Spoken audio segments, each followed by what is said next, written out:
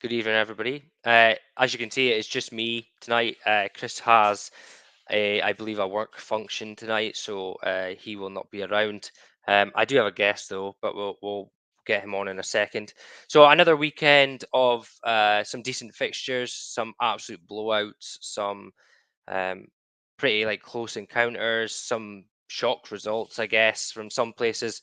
But obviously, we're looking forward to the next week ahead. We look like we don't have too much problems this weekend. A few games that potentially don't have any refs, but that it's just going to become the norm. One game cancelled. Other than that, we have pretty full slate of games again this weekend. So we'll go through all that. Play of the week, minimal plays of the week this week, but I've managed to find three that I think are pretty decent. Our game of the week, South Wales Warriors versus Bournemouth, and then we'll go through the fixtures. But first, I'll introduce our guest. So our guest is the head coach of the Northants Knights. Obviously, we'll speak to him about this in a second, but they haven't played as many games as they should have. So we'll see how his team's feeling. So I'll invite Wayne in. Good evening, Wayne. How are you? Not too bad. Yourself? Yeah, as I was saying to you earlier, it's just bloody roasting. Like I can't believe how hot it is up here. Like the north just doesn't do that heat normally, but I am struggling in this house. You're literally melting.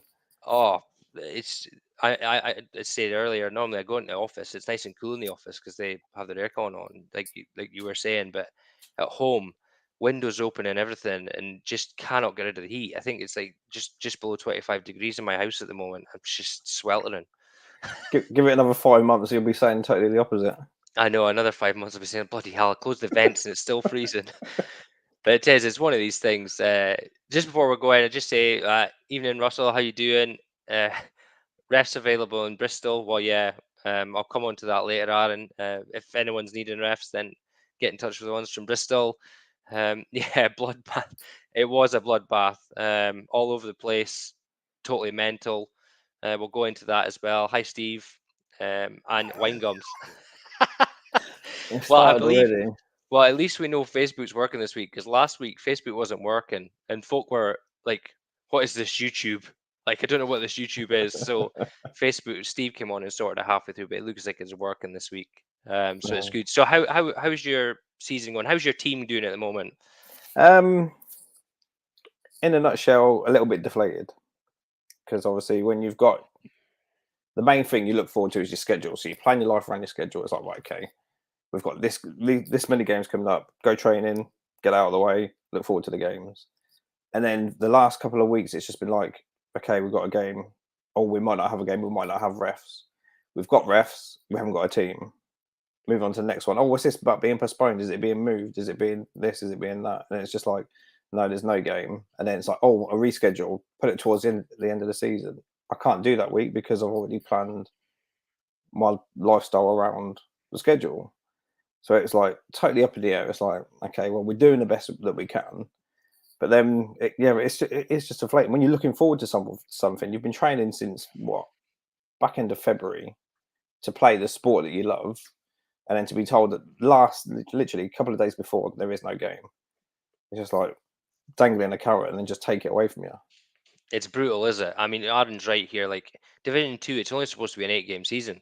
So it's like if you're not even getting 8 games, is the problem. But I mean, the thing is I think for you guys, it's definitely going to be frustrating because you guys have played 4 games and then you've had a massive break, and there's I think there's one or two other teams that are potentially going to be in that situation. But yeah, how do you keep your team motivated knowing that they might not play? Like it must be hard going. I mean, it is very hard at the minute because we've still got a big wait till our next game. The next game is scheduled for the 31st of July, so we've still got a long way away. So what we've done is we've taken our summer break early.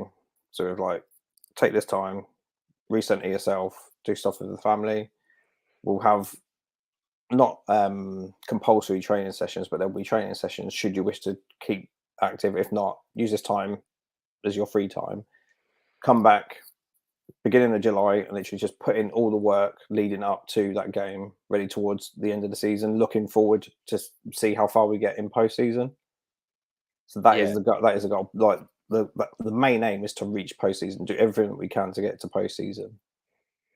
yeah, and I mean the thing is that you're right. Like folk, not everybody works 9 to 5 Monday to Friday. Like people that do that are lucky. I'm one of those. I was lucky when that came around, but people plan like a lot of their months around the football season. They want to play football, but they also need to spend time with their family, and they go away on holiday. So they kind of structure everything around the games, and then I guess we've spoke about it the last couple of weeks is that removing the yellow red card system was the biggest mistake they've ever made, or the biggest mistake they've made this season. I don't think it's the biggest mistake they've ever made, but that's basically meant that some teams have just decided that, oh well, we don't want to go there. Like I'm 100% on the belief that some teams just don't want to travel because they don't want to get thumped, and uh, and sometimes you just have to do that. I mean, granted, in the Premiership, you can't really get off with skipping games, but there are teams there that get thrashed every week, but they still Hmm. turn up every week. Touchwood, do not turn up now, please, guys.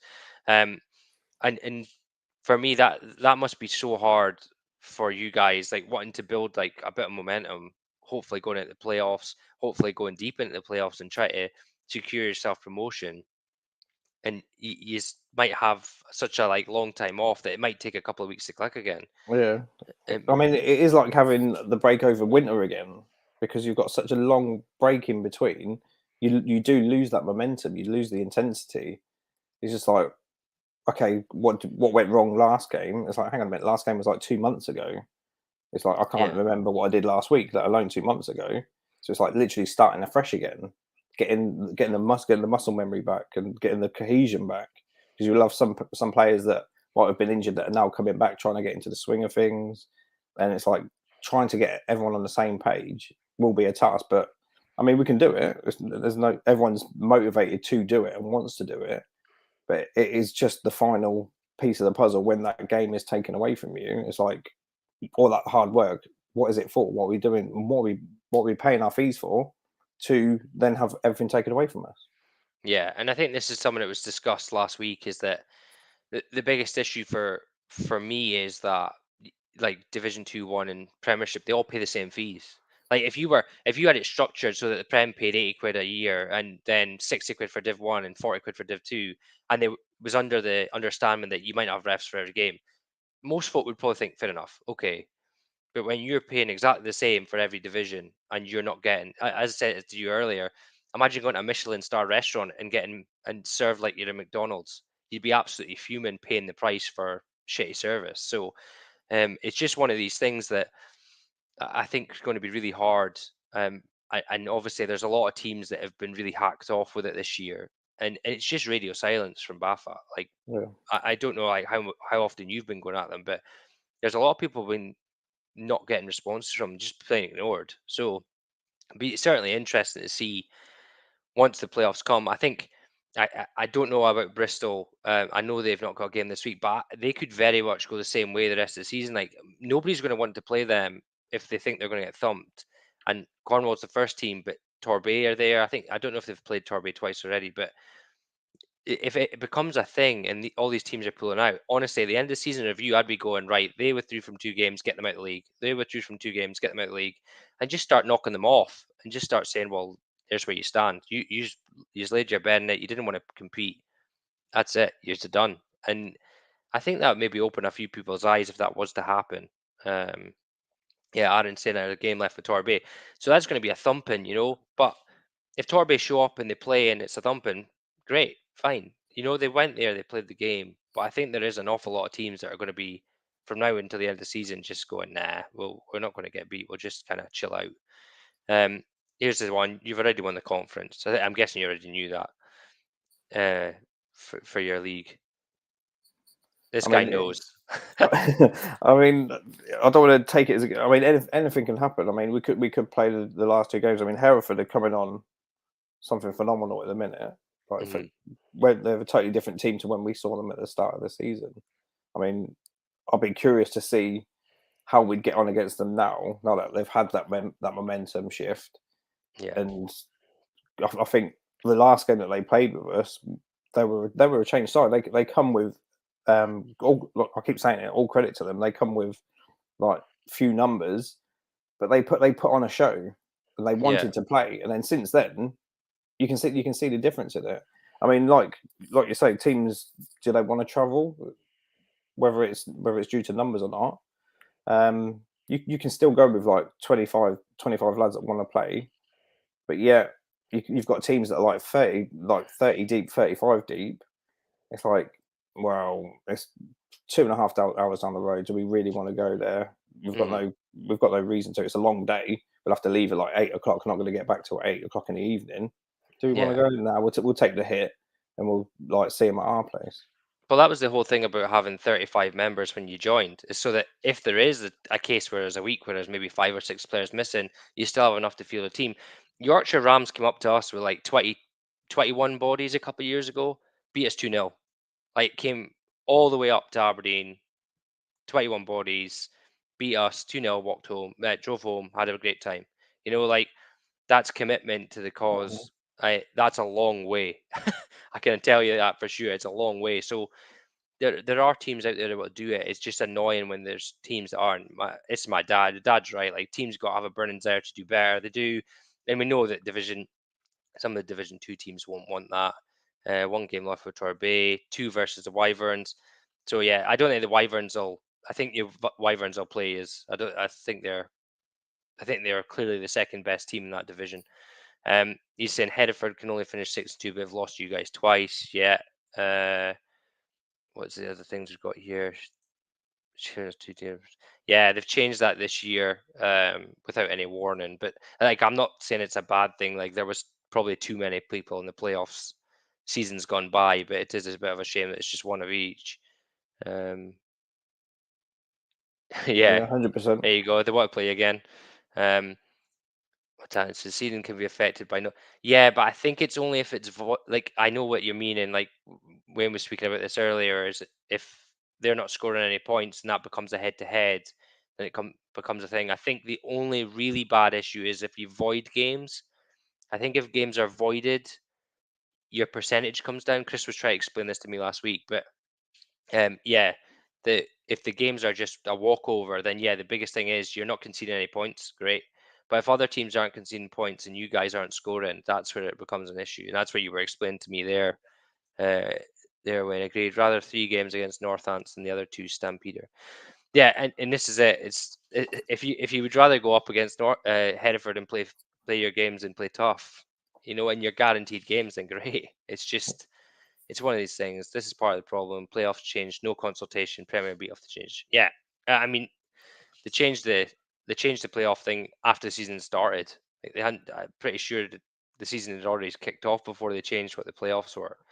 I know fine well that there there are teams out there that are thinking, oh, if we'll maybe not beat the top team twice, but we'll maybe scrape it in the playoffs. And then it came out saying one team, and then it changed everything. So it's interesting what you say here. It doesn't count as a game when you divide total point. Yeah, it's certainly an interesting thing. So I guess from your point of view now, at least you've got a plan. You've got a plan to go forward. You know what you're wanting, and hopefully the games go ahead. One thing we mentioned there was what we're saying. Oh, well, can you not arrange games with different people? But something we were discussing off there is that you obviously, some of the teams that you might be able to play, you might meet in the playoffs. Yeah. So they don't want to play you, or you don't want to play them to see an advantage. Like, and quite rightfully, like you wouldn't want to give a team that you potentially see in the playoffs that full set of game film, a full game against you to prepare if you can avoid it. Yeah, I mean the teams that are playing their full schedule are the teams that could be in the playoffs. The only other alternative would be to bump up a league and look to play someone from Div One. Now, do we want to go full tilt and risk injury? But you are going to be pushing yourself. But the way that I mean, like I said, I've reached out to a few teams, and because of the constant shuffle, cancellation of games, postponement of games, and then rearranged towards the end of the season, it's just truncated everyone's schedule. So where we could have potentially had a mid-season friendly against someone has now been like, well, we can't risk it because we do want to try and make the playoffs, so we don't want to risk it ourselves. So yeah, I mean, it really is frustrating, and yeah, I hope something gets sorted real soon. It's a tough spot to be in. I guess the best thing for you is that your team's still all together. You're still working hard through. You've got a process in place, and hopefully it'll all come together. And then the playoffs will come forth, and you'll get your games against some of the better sides in Division Two. Then, I mean, other than one person saying that it was absolutely pointless that I put it out, they've obviously put out the playoff rankings as they stand at the moment. So we've updated it from the last time we had it. There was a few changes in the last 2 weeks, so it shows you who's there, judged by like all the rules that are in place. So Chris goes through and actually breaks it down and makes sure that the points conceded and points scored are all right. So you can see who's at the moment would be in the playoff spot. So it's always good to keep an eye on that. Yeah, What's to say? To be fair, it's not like the teams who have had their opponents pull out had any choice. No, exactly. It's there's nothing that they can do about it really, and that's why the BAFA yellow red card system was good because there was something that would happen to them if they pulled out, but now that doesn't seem to be there. But no, it's nice to know that your team's still going strong and that you're waiting for that. So what we'll do is we'll go into our group here. I'll just share my screen into the slides. So if it's actually going to load up, as there I go. So we've got one cancelled game, and this one isn't from refs. Cornwall have said that they can't field the team for player safety. I know that a lot of people think that's a crap excuse. Um, in reality, if that's against Torbay, does that happen? Likely not. But again, that we can't like be total horrible to them because it might just be a case of they've had players injured and they just don't have enough to field a team, and in which case it's not a thing. But again, that would be a yellow card in the system. So um, don't have any others at the moment.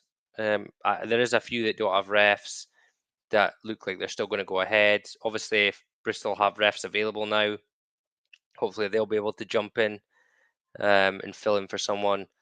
I believe there was a bit of an issue in Essex. I believe there was referees offered as a double header game by the Spartans to the Sabres, and they didn't want it. So I don't know how true that is. It's just stuff I've been told. Um, so it looks like the Sabres won't have refs, even though they could have had um, a double header on top of the Spartans and the Blitz. Just in our comments here, team pulling out have to pay it. Yeah, I mean it should be if you've booked a bus, like some of the bus companies won't let you rearrange. Like most of them will. They'll be like a bit more understanding, but a lot of them won't. Like some of them won't let you rearrange. Like you've paid for that date and that's it. And so you lose out in cash. I mean the downside to us was the two games that we had pulled on us were our home games. It was like games that we wanted to showcase.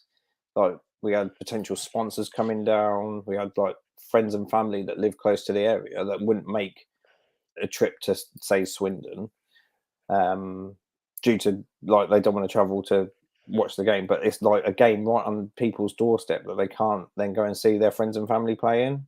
So it's Yeah, kind of a bit like again a momentum shift. It's like your morale kind of gets blown away because like who doesn't want to see your friends and family standing on the sideline cheering you along? yeah, It's like we've now had two games pulled from us, and it's like they're not going to get the chance potentially. Yeah. Well, we could potentially postseason if things go our way, but we might not get that again this year. No, and I don't know how big your squad is, Win, but like obviously most Division Twos, you couldn't have like a blue v white game or a um, you couldn't have that with most Division Two teams. They just don't have the numbers for that, and um, th- if the Prem teams were to have a week where they wouldn't have it, they probably would manage that no problem.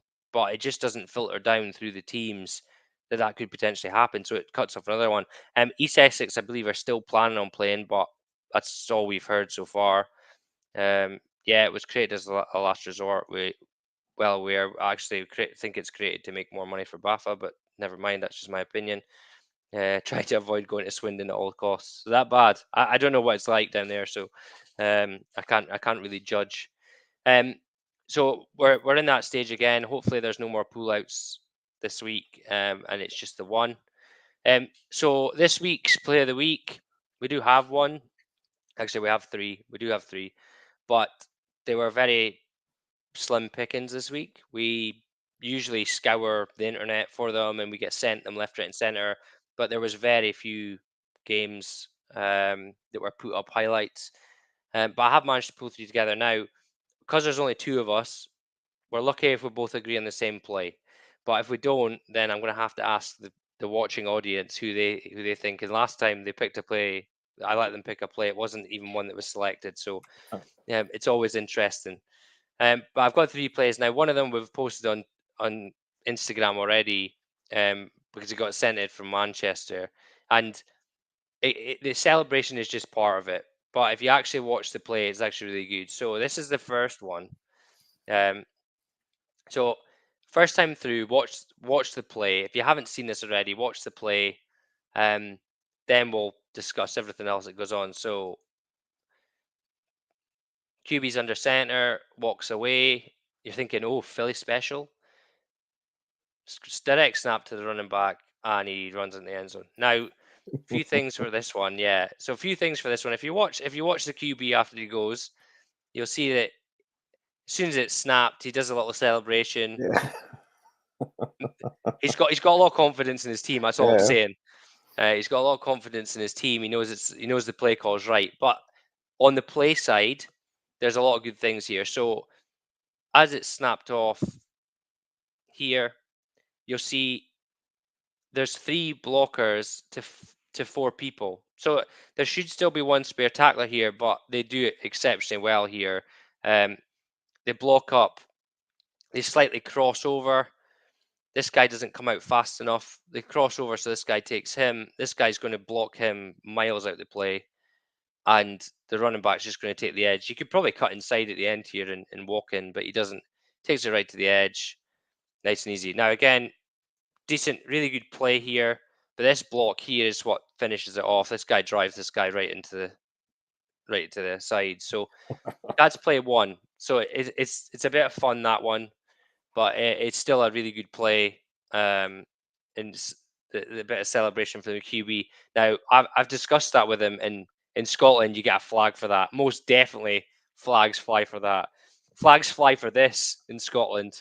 yeah. So Don't even get me started on that. We had a game. We were away at Swindon, and one of our lads was herring down the sideline, nowhere near the play, and he started celebrating, and then it got called back for the celebration. The touchdown got taken away, and it's yeah, just it's like you cannot do anything. And then, like here, I mean, the play. This is what it's about. It's about enjoying the sport, having fun. yeah. So you love to watch something like this, but we're talking about this, but yet lads in Div 2 get points taken off just for showing encouragement to their teammates.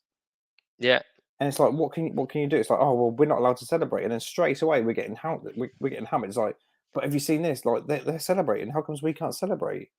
I mean, yeah, there was the Manchester game a few weeks ago when I was watching it live, and every celebration there was photographers there. They're like having pictures in front of the photographers, which again is what it's about. yeah, And yet you run into the end zone, you drop the ball on the floor, it's a flag.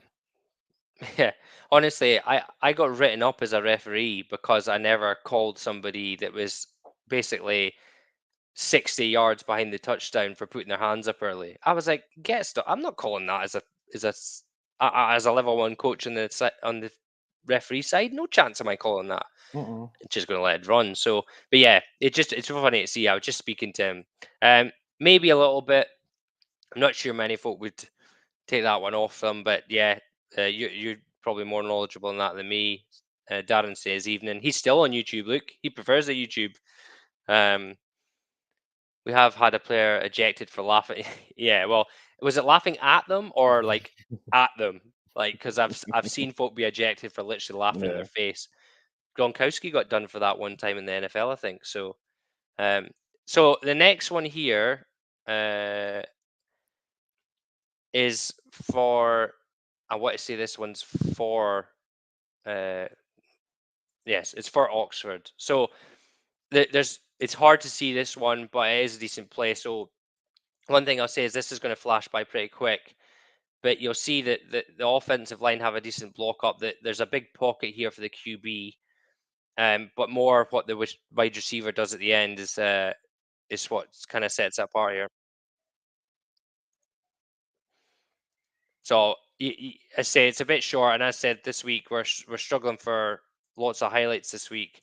But you'll see here, as I said, there's good blocking up front. He's got a bit of time. We're not going to show all the highlights. He's got a bit of time. Wide receiver beats two defenders, walks into the end zone. Again, you don't get to see much of the play, but to get the separation there, the pocket's clean. The throw is in stride, like he's still running at full pelt. Um, so it's still a really solid play. This nice bit of arm strength, good accuracy, cracking touchdown. Obviously, I said it's a bit of a weird view, but still a really good touchdown. And the last one, now Russell is watching, right? So he can maybe tell me this if this is the same guy. A few weeks ago, there was a Cheetahs play, and it was a defensive play where he made an interception. And one of the comments I made was that, well, it's a really solid play, but at one point he's actually trailing the offensive wide receiver, and this ball is a little bit underthrown. And granted, he come back and got it excellent. But if this is the same guy, I believe he gets caught out here. So this was for Rushmore Knights. So the QB's just taking the snap, and we'll watch this through. So he takes the snap, deep ball right through the middle, and he's off the races. Massive touchdown. So he takes off. Now, again, I don't know this is the same guy. I'll maybe be corrected by Russell here, but you'll see here that the QB's got all sorts of time. This is good blocking. This linebacker's come up to get the run it back like he should. But blocking up front's pretty decent. And this guy's just going to outrun him. Now, look at the separation he has here. So this guy is in perfect position to run with this lad. So, but as we zoom it on, it's like a skinny post. QB's not exactly hiding where he's throwing it either. So as he throws this here, we can see that you think the DB has good position here, but I actually think he takes a stutter step and the ball just ends up floating over his head. So just takes a stutter step, wrong side of the wide receiver, and the wide receiver is gone. Now, honestly, this isn't like an amazing play. The scheme here is pretty good. QB where the QB puts the ball is really good. The route is smooth and straight, but again, it's simply just a run past, and the safety is obviously overcommitted here and left the field open. But we don't know what coverage it is. I'm going to guess that it wasn't cover one. So three plays there, all really good plays in their own right. But I'll let you pick first because you guess which one would you prefer. Mhm. The last one is every DB's coach worst nightmare when you've got a safety or cornerback in perfect position and then they just switch off, ball watch, lose where the player's running, and try and meet the ball and then just totally overshoot it. So yeah, I mean, fair play to the receiver. He's just gone all out, and the QB's throwing a perfect ball. The second Yeah. one looked like the QB was just throwing easy ups to his. There you go. Well, I don't know. I probably might drop a few first. The QB looked like he was just throwing easy ups to his receiver. It's just like time. Like that was just a timed play. Literally snap ball. Here you go, receiver, have a touchdown. Yeah. And then the first one is just like the enjoyment of the game. I mean, do we mark him on his acrobatics? It's like Well, we do you want to speak to him? Nobody's complained about it. If anything, it was me definitely. complaining about getting flagged for that up here. But Sam's already said to me, yeah, we'd get flagged for that up in Scotland, so he knows. But yeah, which one do you think is the best play? Pick whichever you want. I'm gonna. I'm going to go number one just for the enjoyment factor. I want to get enjoyment back in football. Yeah, I mean, you'll see this here, right? And you're right. Like personally, for me, I think the best play is the third one. If you watch the whole thing, the difference, the scheme, the way it is makes that a one-on-one situation. It's a good smooth route. It's a really good throw, and he sprints away for the touchdown. But you're waiting to see some comments. You're like, um, you're not quite ready for the Olympics. I don't know, pommel horse. Get yourself on the beam, maybe, Sam. That's a beam move from gymnastics, you know. And this is my dad as well. Like first one purely for this QB celebration, and you're right. I think that even though I prefer the third one as a play as such, the play for the Titans is still really good. It's blocked up extremely well, and just a bit of enjoyment is nice to see. Um, but if you're going to get any complaints, it's going to be now because you're going to get our play of the week, and everyone's going to be raging about it. But no, three really good plays there. Can't complain about them all. I say, guys, if you can, try and send them in. Send the plays in. We do go hunting for them, but there was no Sussex this week. There was no Manchester Titans highlights this week. No Yorkshire Rams highlights this week. No Vikings EKP highlights this week. And that's just to name a few that normally put them up. So we're really having to search for as much as we could. Um, Game of the week. Now, I was very tempted to take this off these guys after their comment about my playoff standings being useless, but it probably is going to be one of the closest games of the week. There are again a number of them there. There we go, Luke. Full round off, hands off floor. Olympics, here I come. Um, yeah, this is probably going to be one. There was, I think, it was 3 or 4 games that we were contemplating, but South Wales are extremely tough at home. Um, and they've put up some decent results this year. I think they've been I think they've been a little bit underrated by most people in Britball of what they're going to do. If you read any results coming in or comments about the results coming in or predictions, but a few times I've picked them and they've won when hardly anybody else has picked them because they are extremely tough. They don't let up many points at all.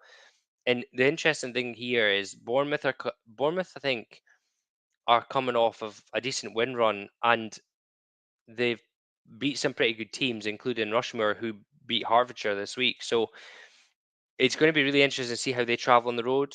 I think it's a fair distance they're traveling. I could be wrong, but I think it's a fair distance they're traveling.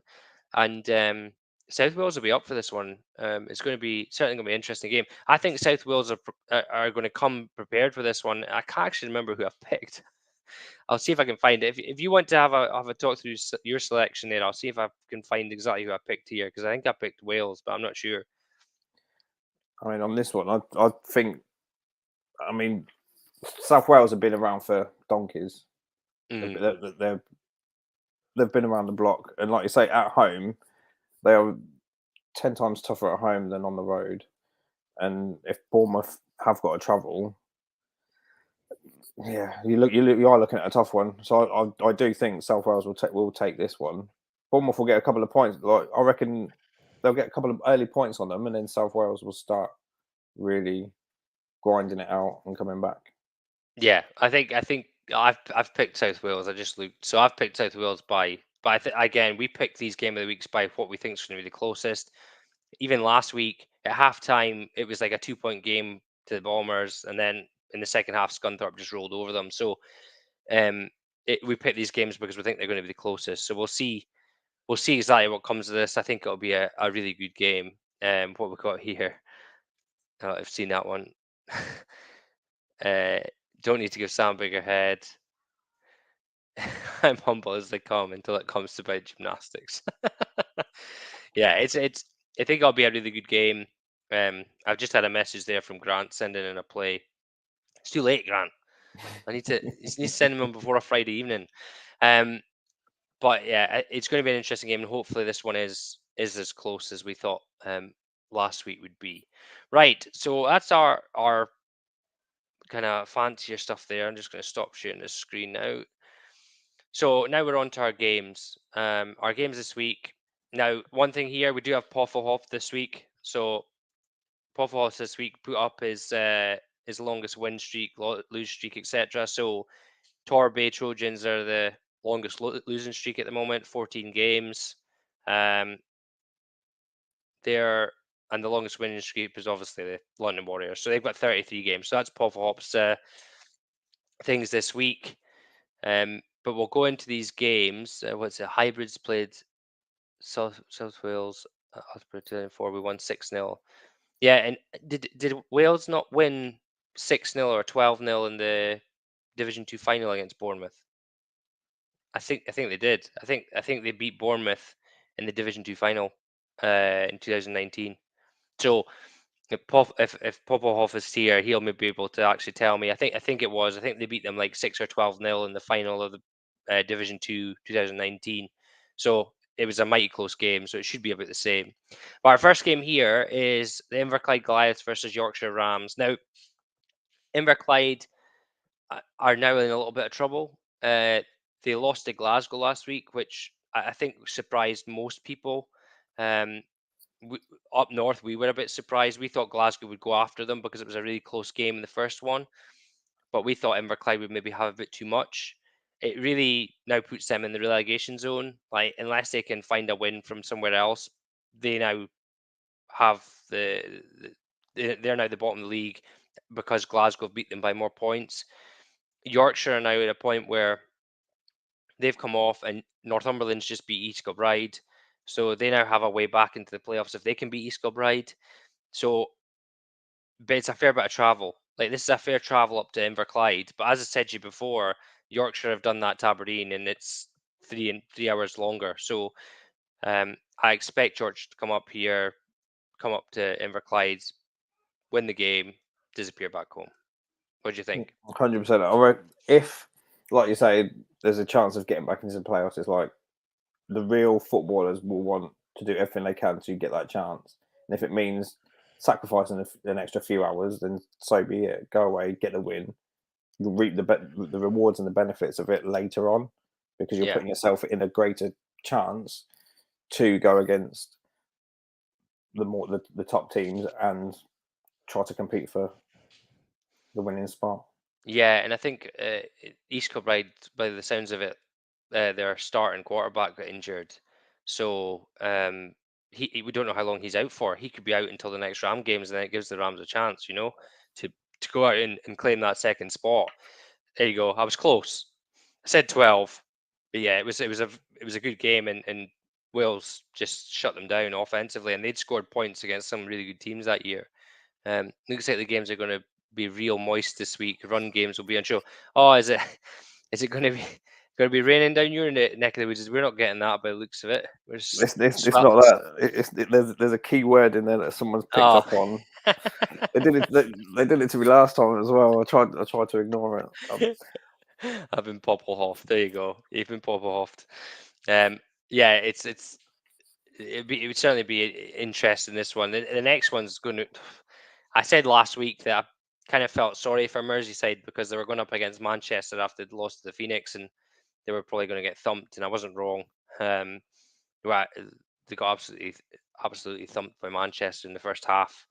It was over 50 points in the first half, and I don't think Tamworth will do the same to them. I don't think they'll score 50 plus points in the first half, but I would expect Tamworth to win this one pretty comfortably.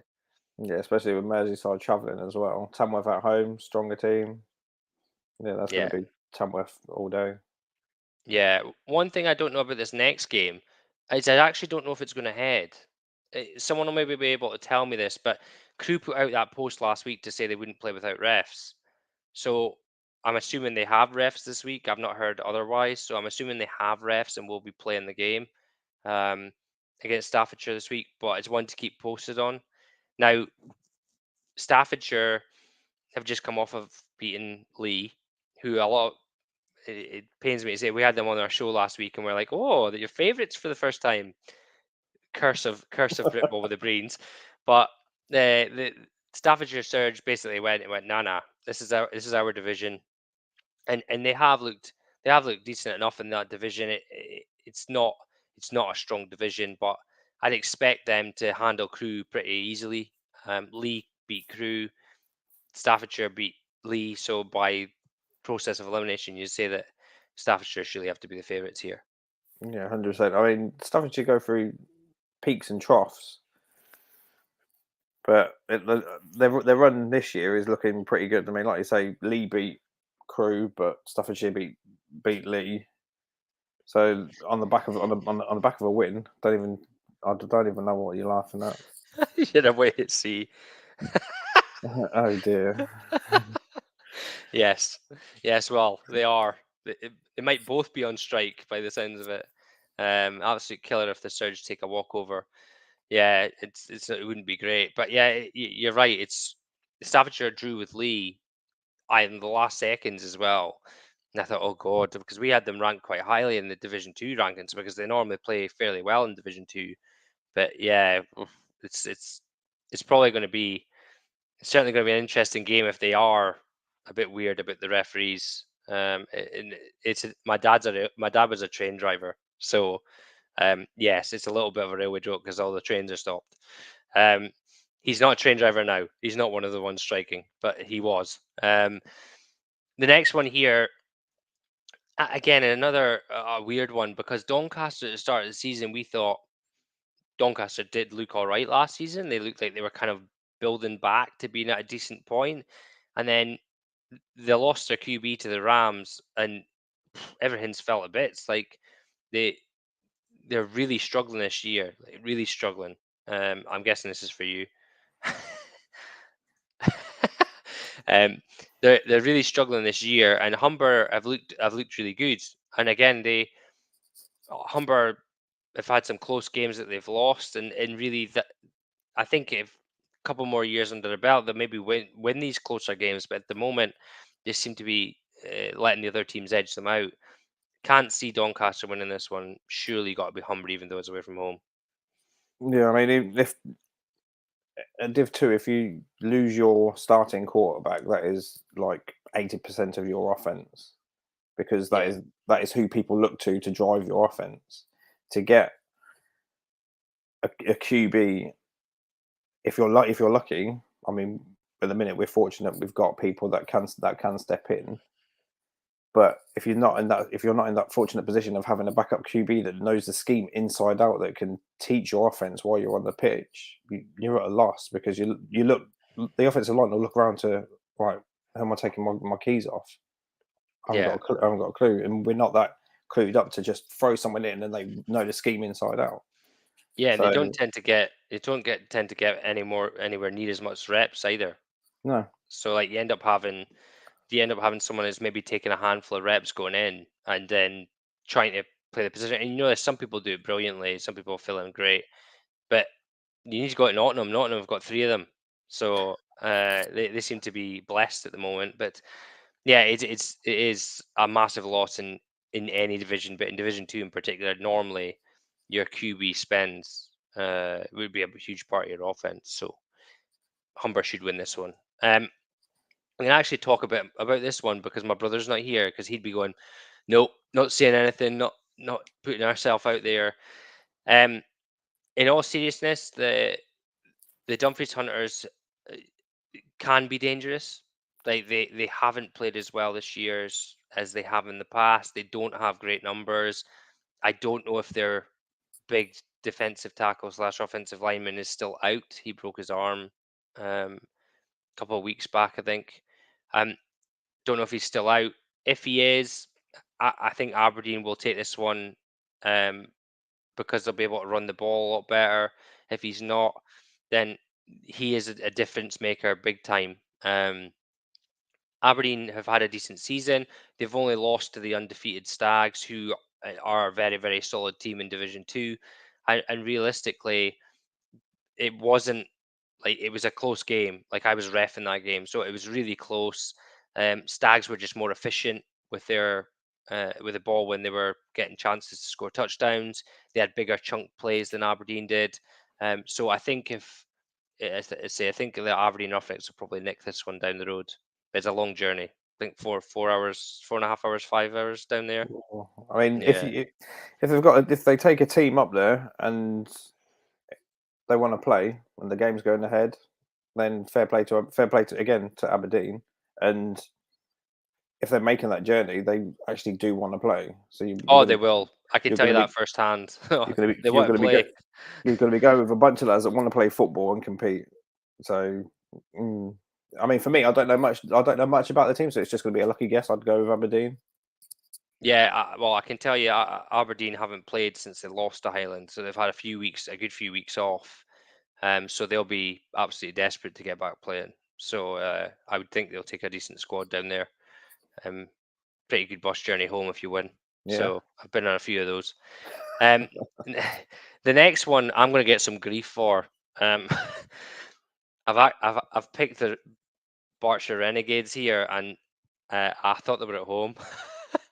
So I've picked them in the picks, and I probably shouldn't have. East Essex Sabres are probably angry enough for me as is because I refused to move them up in the rankings because they beat South East Squadron by a load of points. But realistically, you don't get any kudos for beating the Southeast Squadron, even if you thump them.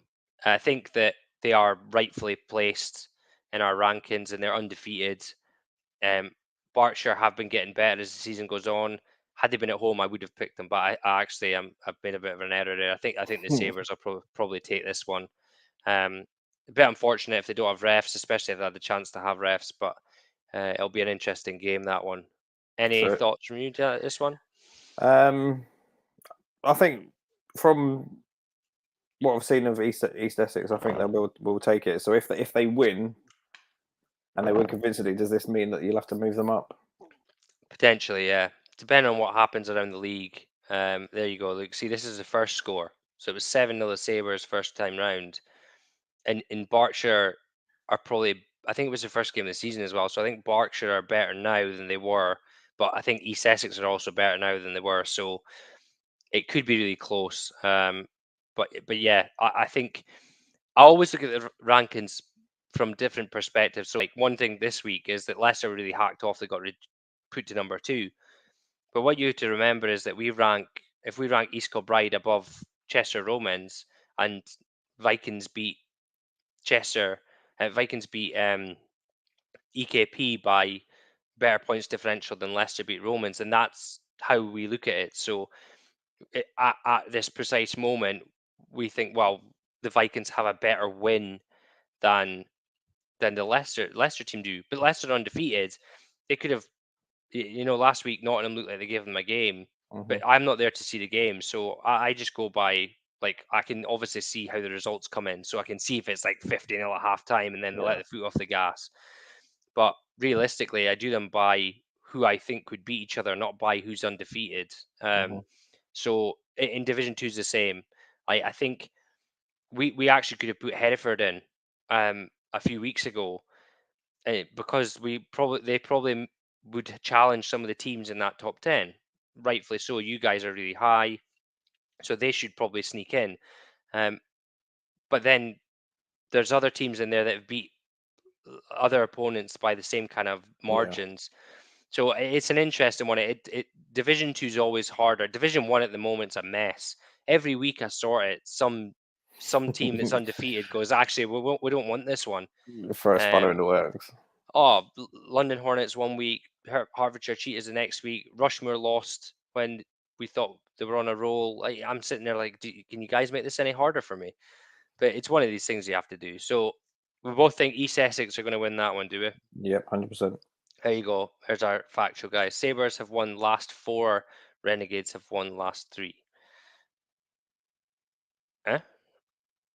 Oh, right, games, total games, yeah. So they're both on a winning roll. Yeah, sorry, it took me a minute to understand that one. Next one, East Kent Mavericks versus Southeast Squadron. Again, another game here that the Mavericks are better than Southeast Squadron. Simple as that. I think that they've had some up and down results this year, but they've also like ran some teams close.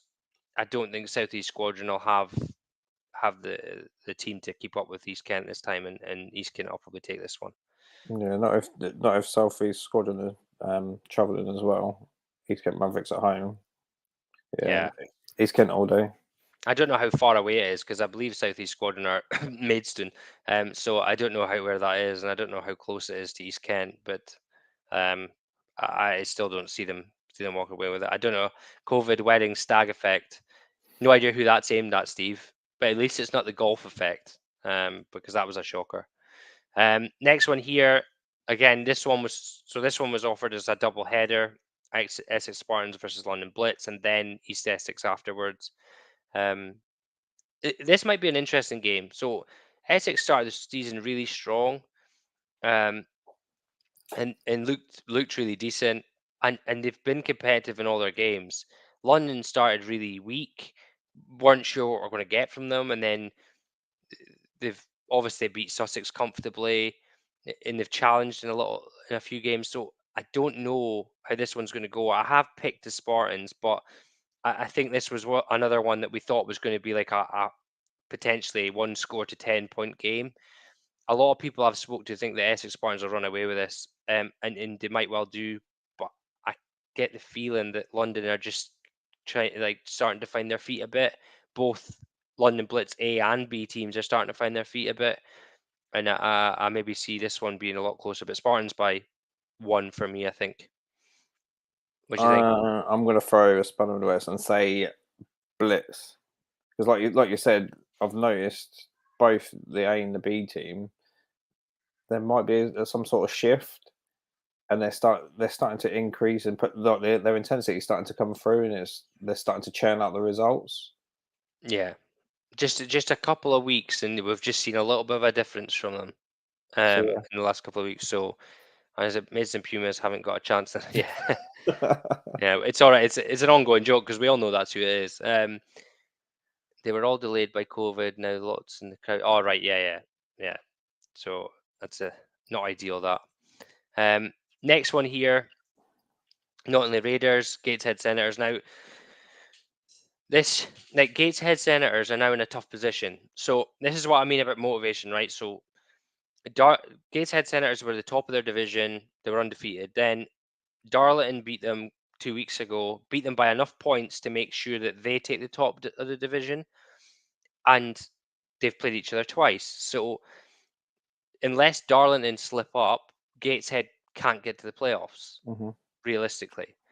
So how much motivation do they have, especially when a certain team 5 minutes down the road are looking like they're the strongest team in Division One? How what mentality does that have on this Gateshead team? Now, not only are a much better team than they have been in the past. Um, they've had some games called off. They've had some games that no refs. They're at home against Gateshead. They could very easily upset Gateshead. Personally, I don't think it's going to happen. I think Gateshead will win this game, but it's just something that always plays on my mind is that you guys have went from being the top team to now potentially not getting the playoffs at all. You're going on the road to not only upsets do happen that way, you know. Hmm. What do you think? It comes down to how much they want it. If you want something bad enough, you can will it to happen. It's like, Yeah, do we want to go to not only with our full strength squad, get a win, and hope something happens to Darlington, or do we not bother, let not only have the win, Darlington slip up, we kick ourselves because we could have done something about it. yeah. I mean, that's the thing. The Gateshead by 14 dancing here, and that is the thing.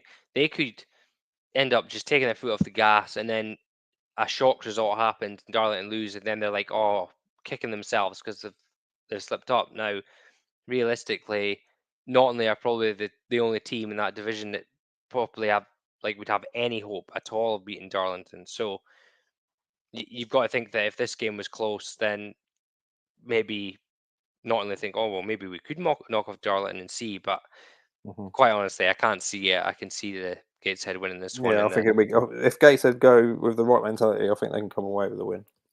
yeah. Uh, Yeah, but I think the cancelled game last week they've been given as a walkover. So if Darlington's been given it as a walkover, it won't make a difference because they'll still have a better winning. They'll still have the same percentage winning record, and they'll still have the head-to-head over at Gateshead. But that's dependent if they got the walkover. I think they did, but I don't know for sure. Next game, Leicester Falcons versus Birmingham. Birmingham, I hope I haven't pissed off the Falcons enough that they go out in absolute trenches. Birmingham have looked really good this season. Like we've said numerous times on this show that they've been a team stuck in Division Two when they shouldn't have been. They've always just the last couple of hurdles just struggled to get over, and realistically, they proved themselves to be worthy of a Division One spot this year. They've played some good games. They've put up some good points against some decent teams. Leicester are a different story entirely. I think that if Leicester are in the groove, they're at home. I see them jumping out to a lead and then just taking their foot off the gas. But again, you never know. Like if Birmingham, every team that's taken the lead against Leicester this year has suffered afterwards. So do they need that kick up the backside? I don't know. I don't really know the team. I only see what I see online. Birmingham, I think, might do that. I think they might score first, and then Leicester just run away with it. But the way Birmingham playing this year, I wouldn't put it past them to give Leicester a game. Yeah, Birmingham have always been a tough team, regardless of where they've been in the Prem, Div 1, Div 2. They've always been a tough team to face. They will give you a game, and you know that you've played a game once you've been against them. Um, like you say, maybe Leicester do find themselves in a hole and think, hang on a minute, right, this is the kick that we need to find our groove, get our momentum going, and actually prove, hang on a minute, no, we'll let you have that one. Now this is our time for football. Hmm. Um, I mean, what, Leicester are unbeaten at the minute. They're a different team from what they were when I was coaching there. A lot of new lads, a lot of talent across the board. Yeah, Um, so yeah, they could go up and then take their foot off the gas early, but I think that they're just looking to get back into Prem. yeah, I would think so. And I mean, they played the Wolves pre-season, and they gave them a close game, and the Wolves have done a pretty decent in the Prem North this year. So, although I agree with you in a sense, Darren, that you've got to remember that there'll be teams watching these guys now thinking playoffs, so they might not want to give away their whole playbook. They might want to rest some of their players in case, just in case of injury. This and next thing. I always think that not going 100% is the easiest way to get injured. That's the way I've always thought of it. But there is reasons why teams will take their foot off the gas at this point in the year. Yeah, it's not. Um, I wouldn't say it's take your foot off the gas. It'll give players that don't get as much game time, give them a bit of like Opportunity. opportunity into the game. So take your starters off, let your second string, third string get a feel for it, get them up to speed, and get them more game experience. It's like Yeah, if you're 50 points up, you're not going to keep your star quarterback. I mean, how many films have we've seen, and it's like, oh, why are you putting him in? And then all of a sudden he gets injured. You've lost him for the rest of the year. You yeah. don't need to give him a rest. Let someone else like try and get the spotlight and get some experience going. It's That's also what. it's also good for the playoffs because like in the playoffs, an injury could happen. You're playing every weekend, so it, something like that could happen, and someone needs to step in. They could have had no game time, but they could Mhm. have had 6 games of at least a quarter or a Yeah, half where they've stepped in, where they're up. So yeah, it certainly gives that opportunity for Leicester. But Birmingham might come out tough, so it might not be as easy as they expect. Um, this next one was, I believe, our game of the week, week one, um, and the Hornets beat them. I was going to say But Cambridge lost, didn't they? yeah, but since then, the, this London have only lost one game, so it's not like me being harsh. But London lost one game against Wembley, who then lost this week. And the the Hornets didn't look convincing against Sussex. They have, I said a couple of weeks ago, they have this really good running back, and he's solid. He's fast. He's big. If teams figure out how to stop him, then they don't seem to have a huge amount more on offense. The Cats have gone the total opposite direction. They lost to the Hornets, and then in the first half they were losing to Essex, and then the second half they just off they went. And since then they've not lost. They've scored way more points. They look like the Cats I expected at the start of the season, Hmm. and they've slowly crept their way back up to fifth in our power rankings. I think they were third originally, um, third or fourth, and they've slowly crept back up due to their results and other people's results. And even though it's on the road, I think the Cats are probably going to turn up and take this one this time. I think they'll want revenge. Yeah, it'll be exactly that. That's what I think. Cats have, like you said, Cats have improved since the start. They want the road, and they want that revenge, and they want to get to postseason football. So they'll Yeah, do everything they can to get themselves in that position and grind out a win. their biggest thing here is that loss at the start of the season is might come back to haunt them later on because they'll end up getting a higher seeded team. But honestly, in all seriousness, Division One can go do one because it's every team beats, especially in the south, every team beats each other. Just when you think, oh, that team's maybe separating themselves, nope, beat. That team's going to separate itself, nope, beat. And folk moan at me all the time in the power rank. Why are the North teams so high up? Purely just because they're more consistent. Like the I think that the North teams are stronger this year, same as I think the South teams are stronger in Division Two this year. It's just a thing this year, and but I do think Cambridge are going to take this one, and I think if they can carry momentum in the playoffs, I think they're going to be really dangerous Hmm. going 100%. forward. Next one, I don't think it's going to need much chat about it. um, Poor London Olympians took an absolute hammering last week. Again, kudos to them for showing up and playing the game.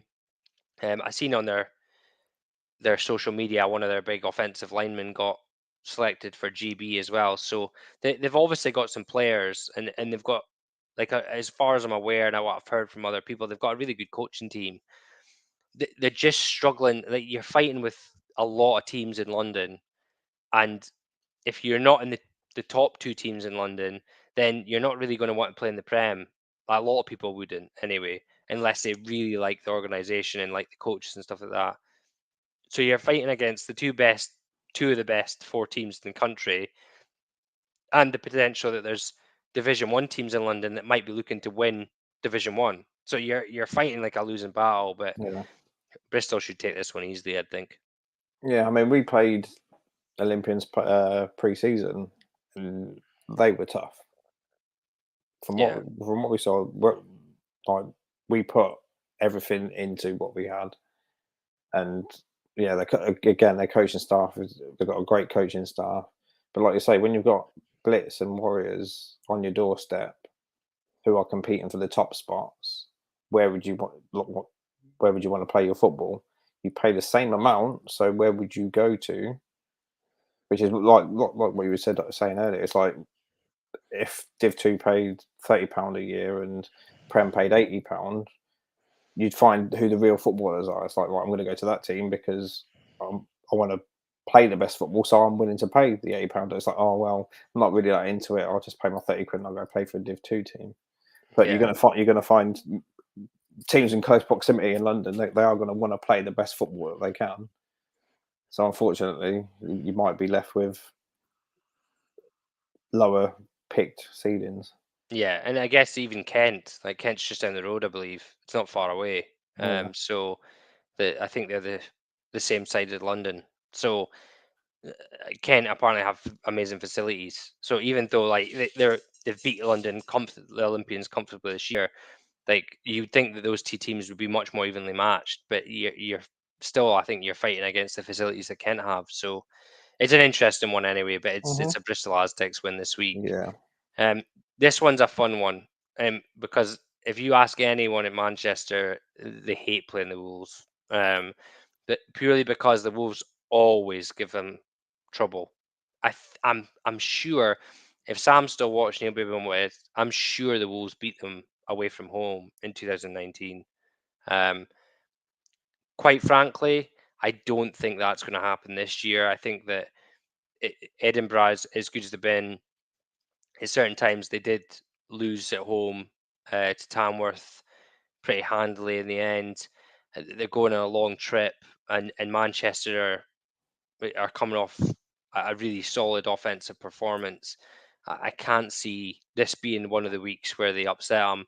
Up in Edinburgh, maybe later in the season is a different story, but I see the Titans win this one, I think. I was literally just going to say that if it was the other way around, if it was in Edinburgh, it might be a totally different story. But yeah, with Manchester at home, the run that they're on, maybe Sam's thinking up a new play that he can throw in. A new celebration. Yeah, maybe some like a sequence of backflips. Team bowling ball. Team bowling ball with Skittles. It's always a class one. Like that one. Pull that one out at Sam. Get the team doing a bowling ball off the field, obviously, because you'll still get flagged for it. Next one here, Northumberland Vikings versus Glasgow Tigers. Now, Northumberland are coming off a massive win against East Kilbride. Now, even if the starting QB for East Kilbride wasn't there in the second half, you're still Northumberland still put up more points in the first half and looked the stronger team. They I say this purely because it's very easy for them to go, oh well, this is now the team that we thumped last time. Let's go out and just we'll manage it, no bother. That won't happen. Like knowing a few of the guys on that team, and they won't let that happen. So I expect Northumberland to win this one comfortably. Glasgow be amped up after their win last week, potentially keeping them in Division One, and they're probably going to get brought back down to earth with a thump, I would think. Yeah, I think Northumberland Vikings. I mean, from my experience of playing against them, they've always been a solid squad. We used to honestly we had a thing against Northumberland when we were at Aberdeen. The games were always so close. We beat them with like a last minute field goal one year, and then they beat us with like a last minute kick return one year, and it was always so close. But this year, their offensive line is massive, like really big. Um, they've got really good offense that just scores a lot of points, but yeah, I can't see them. Can't see them really getting close here. You mentioned Rushmore. No, we haven't yet. No, we'll get there. Um, Titans Wolves 2009, both teams won at home. Or was it at home? Was it? Yeah. So the Wolves beat them at home, but not away. Okay, thank you for that. Decision here. What about Swindon? Well, no Swindon bashing on here apparently. So the next one here is Norwich Devils versus Ipswich Cardinals. Now, again, Norwich are the only team that keep you guys out of the number one spot in the rankings, and to be honest with you, quite rightly so. They've won all their games. They've beat some decent competition from Division Two and teams that have been in Division One. And Ipswich a few weeks ago thought that they'd come in and it'd be a close game, but Norwich are just a stronger team. I think they have to be up there as one of the favourites for Division Two, and I can't see them losing at home. I see them coming home. Let's continue this run along and see how they go. So Norwich for me. Yeah, Norwich are a team that I've always had even at the start of the season, I've always had a close eye on them. We played them in a friendly last year, and yeah, let's just say we had our eyes opened. And if we want to compete, that's the level that we need to be at. Yeah, At home as well. Yeah, I'd expect Norwich to win that every day of the week. you know what was interesting for me last year was Norwich went from being like they got beat by the Gladiators, and then they like kind of got better as the season went on, and then they like beat the Gladiators at the end of the season. Then they absolutely thumped somebody at the end of the year, and I thought, that's interesting, but I don't know how much they'll have benefited from Bury disappearing. I think I think they're close enough that Hmm. them and I think it was another team I looked at could have benefited from maybe some of the Bury players, and obviously that Bury team was really good. But yeah, they look like a decent team, and I think they're one of the ones to watch for the was a great game at Lakenheath. Is Yeah. that down your way? Is it? No, that was where we played the game. We at the end of the year last year, and we had a friendly at Lakenheath. So we played. Obviously, went down there, played them. Uh, yeah, we we expected it to be tough. It was tough, and we were just like, this is what we want. It was almost like at the end of like the COVID year, it was like almost like a final to play, and like the atmosphere was amazing, like the hospitality, just Was everyone that enjoyed. the Friday night like thing game Yeah, or Saturday night? Was it? it was Saturday night. It was called it Liberty Bowl. I did see that. I did see posts about it. I was thinking Yeah. myself, sure I've seen something about that. Yeah, like it was Ipswich, they thumped 63-0. So that Oh was at the end wow. of last year. Now I think Ipswich are a better team this year, but I don't expect to see that score. But yeah, it should be a Devils win that one. Next one here. Now this was up there as game of the week potential. What's this in here? Maybe lies, but I heard Devils got a new American QB and running back. Oof. If that's the case, then that's just more firepower for them. How many from the airbase have they still got? I'm honestly not sure. Honestly don't know that part of the world at all. Lincolnshire. I worked in Lincolnshire for a while. Any lower than that, other than London, Portsmouth. Sorry, I know Portsmouth like the back of my hand, but other than that, I'm useless. This one has everything to be an absolute cracker. Um, Chester, in my opinion, were the second best team in this division behind Leicester. And in the start of the season, they gave Leicester good games, although they leaked a lot of points. Now, I've seen on Chester's page, actually, I'll try and find this and read it out.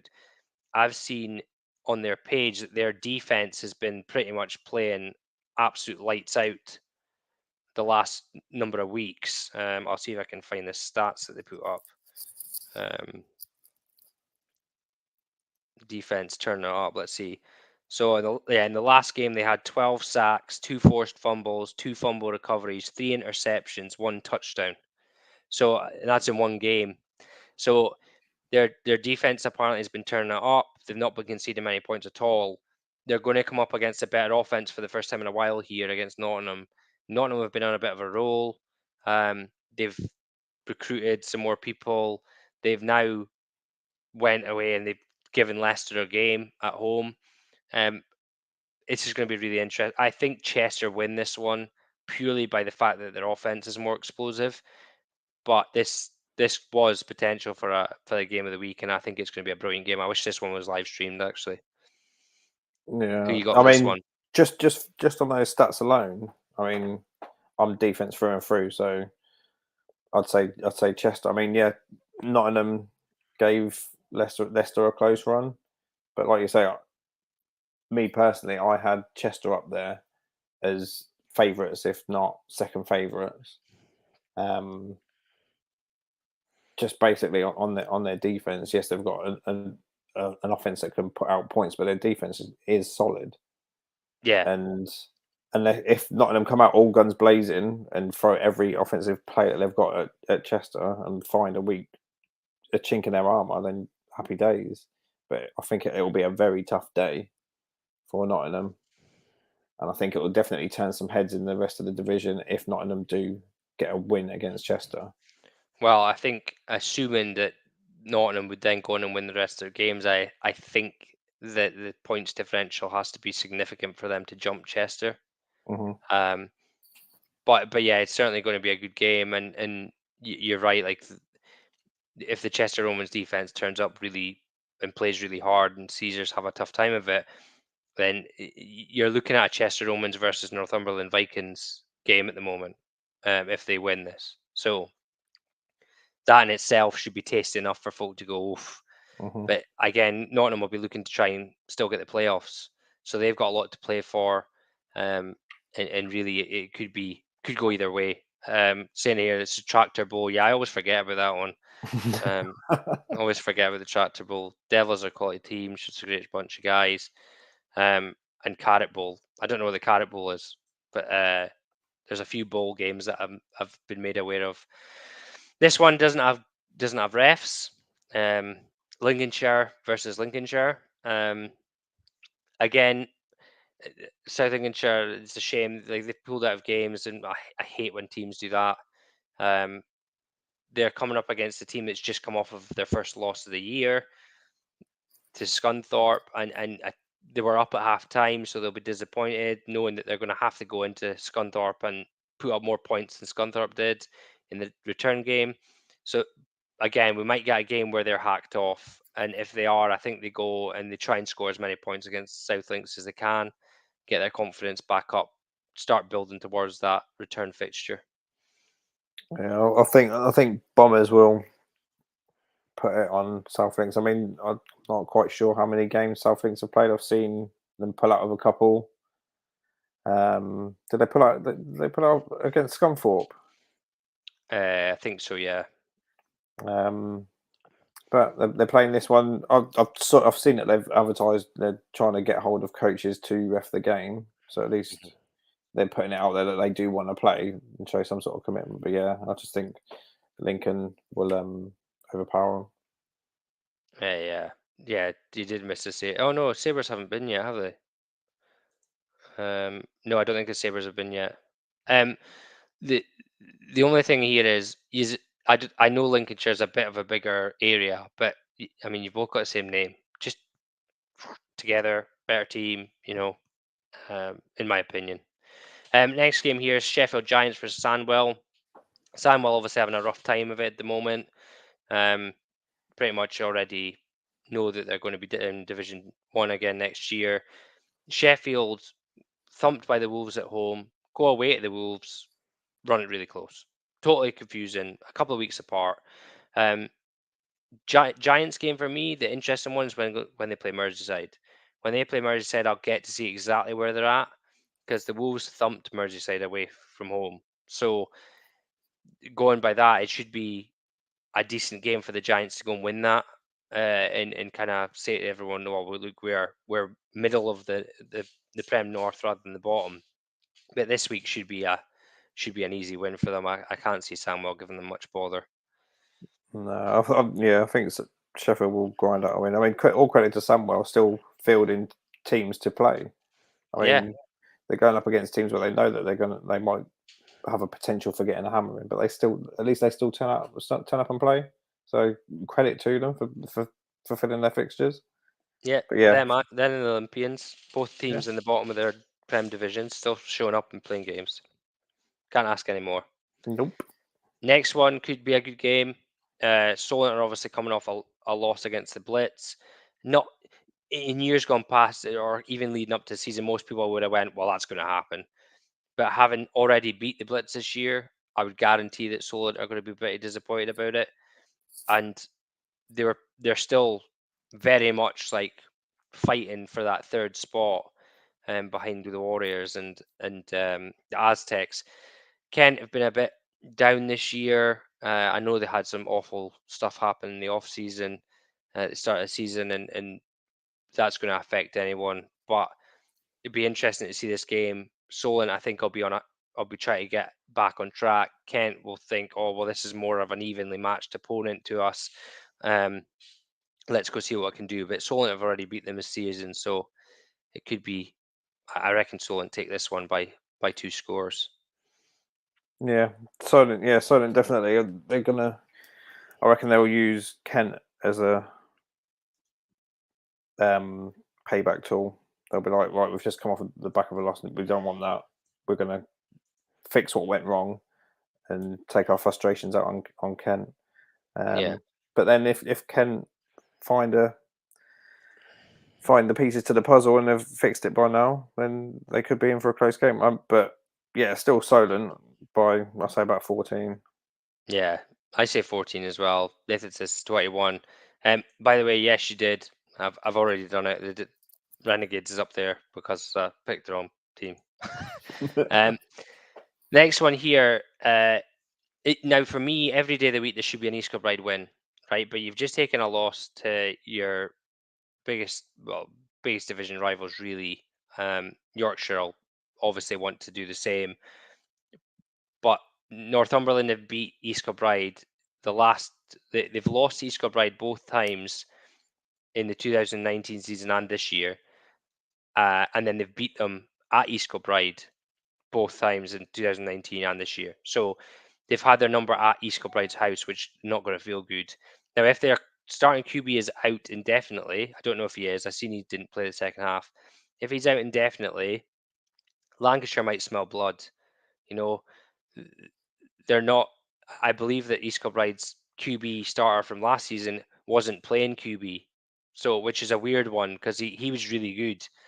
So even if this guy has surpassed him, if he's now injured, to find out that the guy that was starter for the last 4 years isn't stepping into that role is a bit weird. Lancashire bleed points. That's their biggest problem. They'll probably give a good account of themselves and try and score some points, but they just bleed points. So I reckon East Kilbride end up taking this one pretty comfortably in the end. Yeah, it's a tough one for me to call. I mean, East Kilbride, I've always had it in the back of my head they're a tough team, and I've suffered on first hand losing in a final to them was the worst memory that I've got of East Kilbride, and I've always just seen them as a tough team. Lancashire, if they can pull it out, and to me, if I'm a defense and I've just been told that their starting QB is out of that game, you've got a good chance of making it. So, do you put all your eggs in one basket and go full tilt?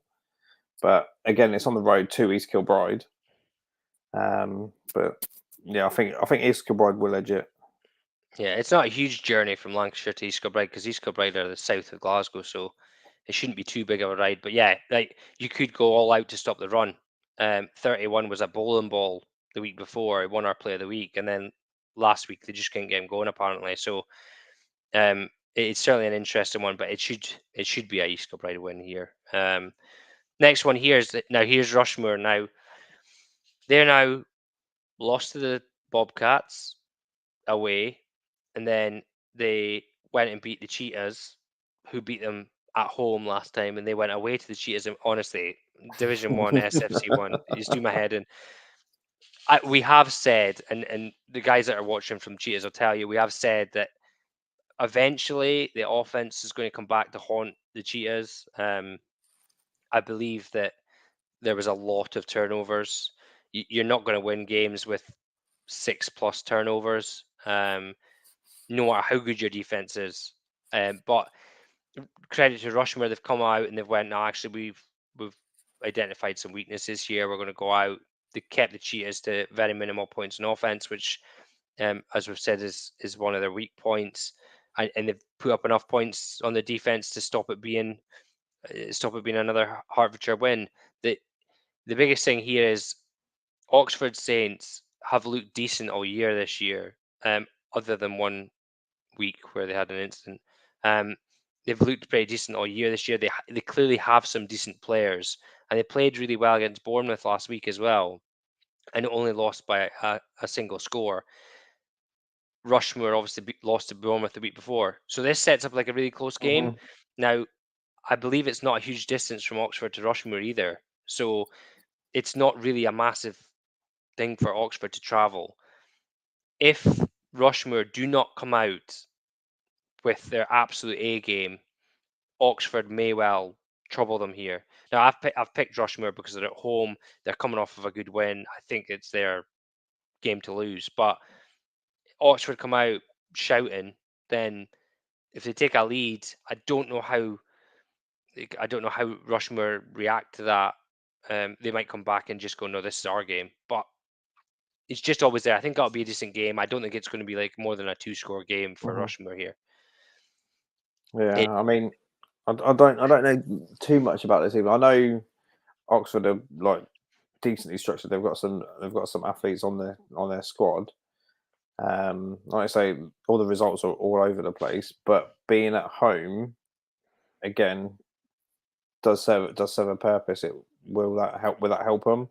Do you want to go down against a team that's come to your home field Mhm. and put on a bad show? So, and again, it's Rushmore nights win nights. So I'm gonna have to back them, aren't Yeah, it's true. Got to go in namesake. I think a roulette wheel is easier to predict than SFC one, if I'm honest. Here you go. Here you go. Against Bobcats, we're missing a lot of players. But again, it's one of these things. We never know this unless folk tell us. Yeah, they only beat Oxford 28-26. It was a close game. Any golf being played on Sunday? Let's hope not for Oxford's case. Have Rushmore got their GB running back? I don't know any Rushmore players here. I've heard a few. He's been mentioned a few times on this show by people, so he must be good before folk mention him.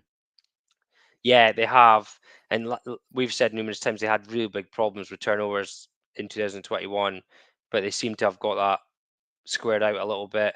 And if you don't turn the ball over, all you need is a couple of scores and your defense to stand tall. So, no, right, okay. Rushmore have 3 GB players. Yeah, well, again, we thought originally when we put out power rankings at the start of the year, we thought, well, they've come down from the Premiership. They've had a year to kind of reinvent themselves, to change their name, um, change their kind of look and that. What we're going to get back, we thought that they were going to be pretty decent. So they've got a left tackle, D end, and running back. Yeah, it's it's a pretty good mix that for causing havoc to other teams. So yeah, I think this is Rushmore's one. Just a snippet of just by a couple of touchdowns, I think. This one, this a few weeks in the season, this one wouldn't have even been close. And Mm. realistically, I think Wembley win this one, but Wembley are so up and down. Started 3-0, back to 3-2, then they went, oh no, actually we're going to beat the undefeated London Hornets. Right, great, you're back on track, you're 4-2. Then they go lose to the Blitzby, and you're like, oh, you just honestly, it's so weird, this division. But Wembley are at home, Sussex to travel. They've not won a game. They've started to look a little bit better in the last couple of weeks, but surely Wembley have to win this one. And if they don't, like, what is going on? Like, I honestly don't know. They have been up and down like a yo-yo, and but I think they win this one, and it shouldn't really be out of the question. Yeah, I mean, I haven't seen anything bad come from Wembley Stallions, Sussex Thunder. I mean, didn't they have a B team set up that went? Yeah, they basically set up a B team during COVID, and then it didn't really work out, and then their A team struggled, their B team struggled, so they put them back together, but their A team just hasn't Yeah, really recovered from it. yeah. I think it's had It's a knock-on effect. it's a sad state of affairs to think that Sussex is going to be in Division Two, sorry. Hmm. Like that's a team that were in the playoffs in 2019 for Division One. Yeah, You know, it's so savage, but it's such as football. yeah, If you don't keep everything ticking over at the right level, then it can happen to the best of teams. yeah. So that's all our games. We have our one cancelled game, which is Cornwall versus Bristol. Game Day Live. I actually don't know if Game Day Live's happening this week. I couldn't uh, tell you if they are actually doing it this week, but even so, the hashtag still comes through to the Sport Tank, and they can update the scores and stuff. So if you're at the games and stuff, if you've got videos of touchdowns, send them through to the hashtag Game Day Live. It also means that I can pick them up for Play of the Week. As I say, the more Play of the Week you put in, the more choice we have, the better the show is, and realistically, it gives more opportunity for players to showcase. We're trying to share them on Instagram a lot more. We didn't really use Instagram until kind of earlier this year. We started using it a bit more. So we'll share them on Instagram if we get them. But this is the best way to kind of get the scores up to date. Other than that, just like to say thanks to you, Wayne, for coming on to our show again. It's been nice talking to you. I hope that all your games go ahead to the rest of the season, and we'll hopefully get to see some decent playoff action from you. It's been a pleasure. Thank you for having me. Well, yeah, I hope we do get some games, and like I said, our main aim is postseason football. See how far we can go. Yeah, hopefully we're hoping that we get the best games. So we're hoping we get the best games of the best teams. And realistically, that's what everyone should want. So Yeah, hopefully you get your games in the playoffs, and then you can give that a good go. Yeah, Bath are definitely. doing a massive recruitment drive. Unfortunately, Bath don't seem to be doing much about it. Yeah, you did the miss a saver. Sorry about that, James. You can watch it back. It records. It goes on Facebook and everything. So you can watch it back. Thanks for watching again, guys. Go and enjoy your weekend. Good luck to all the teams playing. Chris will be back next week, and we'll see you then. Catch you later. Right, cheers, thank you.